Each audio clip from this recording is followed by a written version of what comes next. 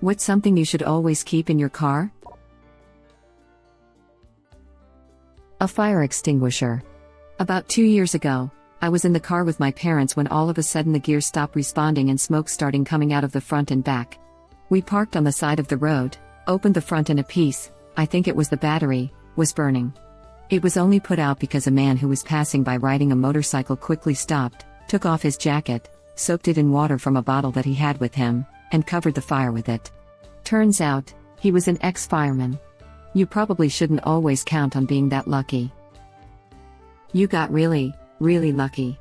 You're very unable to be able to put out a vehicle fire if your car catches on fire, and you're unlikely to really even be able to open the hood. Usually if a car lights on fire, it's gone. They are more useful if someone else has a crash and their car lights on fire. If you catch an accident right after it happens, you can potentially put out a fire caused by the accident. This allows correctly trained people to extract the occupants of the other car instead of dragging them out and possibly harming or killing them in the process. Pro tip: large trucks carry fire extinguishers. My employer's trucks have 2 each, a small one in the cab and a 4 kilograms above the near side drive wheels. About 6 months ago, I saw a car broken down on the hard shoulder of a motorway. Because of the terrain, I could see under the car, and the flames under the front. I pulled off and stopped ahead of the car, grabbed the big extinguisher and ran toward it. As I came close, I shouted to the driver to get out. Nothing. Get out of the effing car. Right now. Out. Out. The car is on fire. Get out. The driver didn't get out, and I triggered the extinguisher under the car, still yelling. The flames abated, but wouldn't go out completely. Something burning was dripping from the engine bay where the extinguisher couldn't reach. I ran to the driver's door to get the bonnet release, and the reason for the lack of response became apparent: the driver wasn't in the car. I looked toward the roadside, and saw him standing under a tree, looking confused and more than a little terrified. Open the bonnet. He unlatched it, and I crouched down and to the side to open it. No fireball, and I hit the remaining flames with the extinguisher. Crisis over. He hadn't realized the car was burning until the screaming maniac with the fire extinguisher turned up. I left it with him and carried on. My employer's reaction? Generally positive. Sure, it cost them a fire extinguisher, but a burning vehicle would have closed the motorway for up to an hour, delaying dozens of our trucks, on a Friday afternoon. So yeah, trucks carry fire extinguishers. Cool that your employer was cool with it, and could see the bigger picture. Jumper cables. Tire repair kit, plus, tire inflator. Or a spare. Remember when cars used to come with spare tires? Pepperidge Farm remembers. I spent about 10 minutes searching for a spare on my Toyota Sienna. I finally discovered that I have run flats. Which was nice as far as not having to deal with changing the tire in the dark and the cold. Not as nice when I had to pay for new tires. What confused me was the fact that I have the scissors jack. They put run flats on it because a donut won't work with the AWD and they're too cheap to give you a full-sized spare, but somehow it's not too expensive to give you the stupid scissors jack that you'll never need. Edit: I was mistaken about the reason for run flats and no donut. Please stop telling me about your Subarus, smiley face. I understand you can't be hauling around a floor jack in your car, but let me tell you, them crafty little jacks are some of the diciest moments of my life. Toolkit, jumper cables. Good snow removing tool, if it snows where you live, and de-icer. I'm paranoid enough in the wintertime to always have boots, gloves, water, and a blanket too. I live in a more urban area but frequently travel into the mountains for work. I throw in a gallon of water, a sleeping bag, and a change of clothes suitable for mountain weather. A firefighter friend has pulled a number of dead bodies out of car accidents where the accident only killed the car, the people froze to death. One that sticks out is a pair of college-aged girls heading up to meet friends at house in Tahoe. They drove up wearing bikini tops, in winter, and froze to death after sliding of the highway. I don't know if they had warmer clothes they just didn't change into or if a friend had their bags in a separate car, but he was pretty bummed out about that one. If those girls had a wool blanket, sleeping bags, or coats, they'd have been cold, but alive. I imagine that would be one of the hardest things of being in emergency response, seeing all the deaths and injuries that could have been completely preventable with an easy fix. I live in a desert community near Death Valley.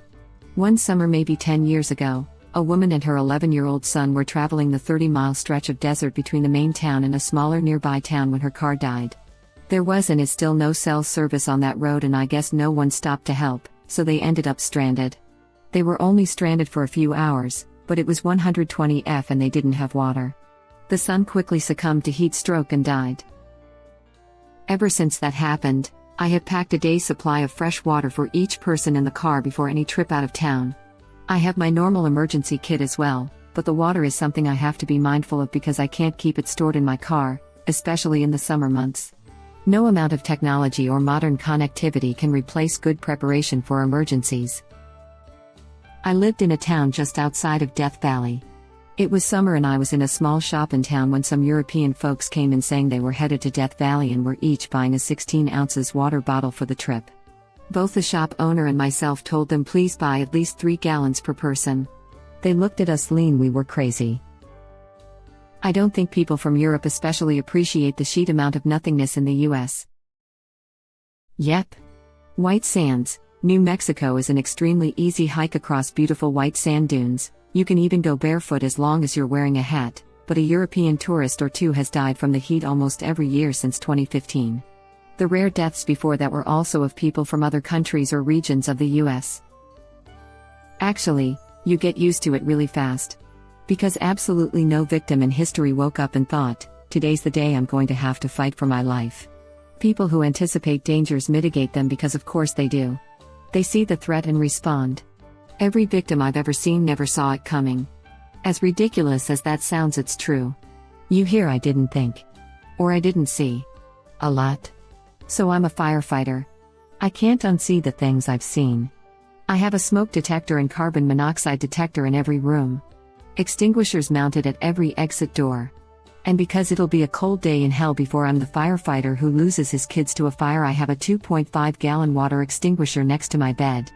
My 3-year-old is already trained on what to do when the fire alarm goes off. Want bet someday I'll be looking at my phone walking to get the trash can and get crushed by a passing car? Or heart attack? All I know is fire isn't going to get me. I have its number and trained to see it coming a mile away. But that's only just one thing out of the billions of things that might get you. And I'll never see it coming. As a nurse I can tell you, prepare for everything and still get effed by cruelty. Just buckle up and enjoy the ride. None of us are getting out alive. Oh absolutely, I know you can't plan for the multitudes of freak accidents or anything like that. I just meant simple things, like the comment above with the girls in bikini tops who froze to death. Maybe just a jacket could have saved their lives.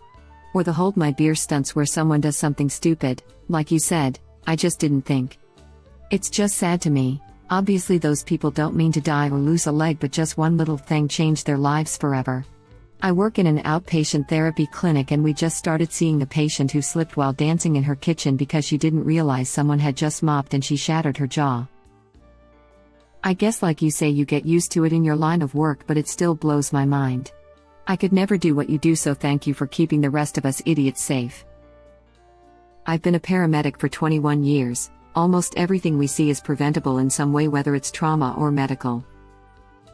Another good thing that doesn't really help with all accidents but can help some is some form of no perishable / not quickly perishable comfort food, like potato chips and granola bars. Shock is a serious possibility in an accident and you may need something to help jumpstart you back into drive. Some form of easy to swallow digestible that is familiar can really help with that.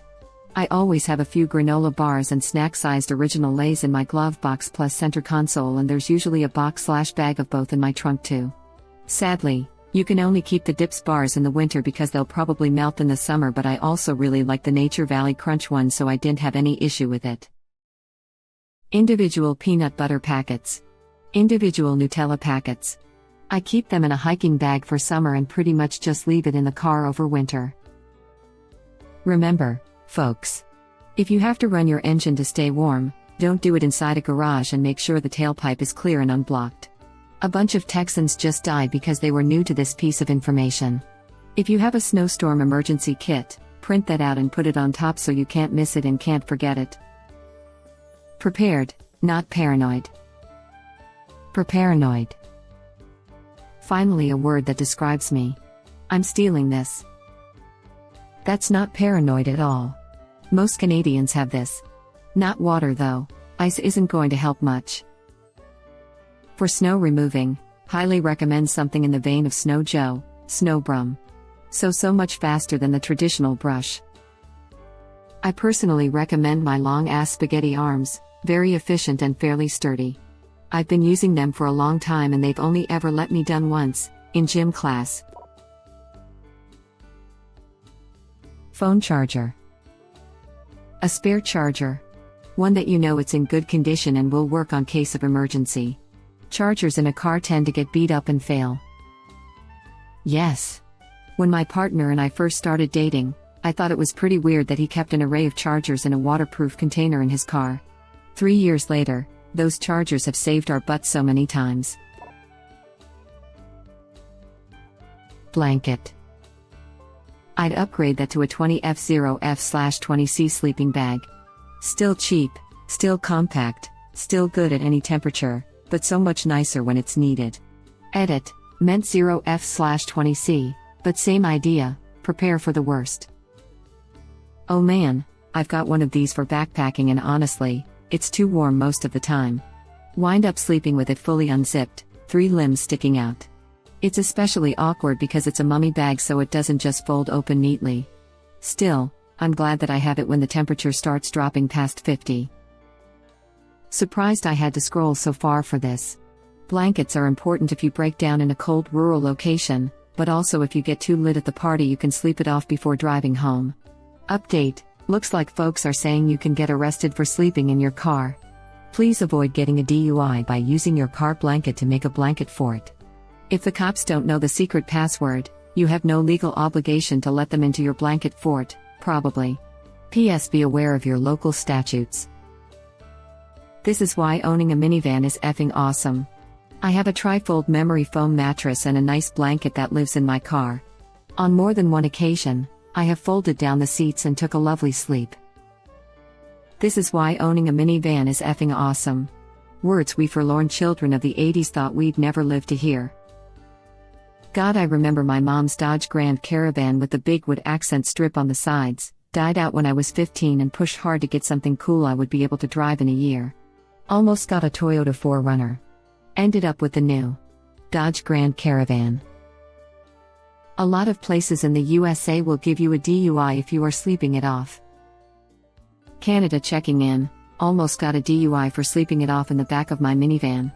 We had 2 DDs, pregnant wives, but we had left the headlights on so it was dead by the time we got back. We called a cab but it could only take 4 of the 7 us so my buddy and I were left with a dead van while the 2 sober drivers drove to go get a car so they could jump the van and drive it back. Cops found us passed out spooning in the back.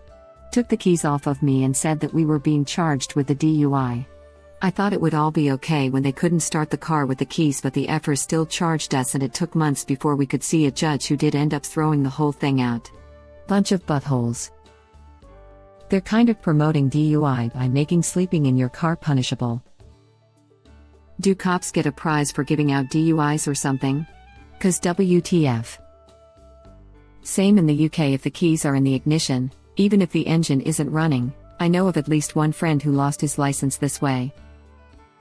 This happened to a friend of mine. Cops asked him where are the keys. He had them left outside on top of the passenger side wheel. Could not touch him. Also, some water bottles. Do not keep condoms in your car. The latex breaks down under heat and are susceptible to breaking when you use them. Other condom facts in case anyone here actually had the opportunity to a condom. Keeping condoms in your wallet/purse makes them degrade faster. Replace them every 3 months, I think. Lipsticks and balms can also make them less effective too. If your condoms are sitting in your wallet for more than 3 months without being used, then there's really no reason to keep them in your wallet, lol. As someone who had the same one in my wallet for around 1.5 years, that hurts. I know that feel, bro. I bought a box of condoms when I got a new girlfriend, and then watched them all hit their expiration date years later. I bought a 32 box when I entered my freshman year of high school. Just finished my bachelor's and it's still in the wrap. Oof. That's a lesson that I always try to teach my 12 kids. Money. I always keep a $20 bill hidden in my car in case I need to buy food, water, gas, pay a toll, etc. and don't have a debit card. I keep €200, around $240, because you never know. A few years ago, the area I lived in lost power for an extended period of time. Gas was short, so even places with generators didn't have power. Places wouldn't take debit cards because there wasn't the capability.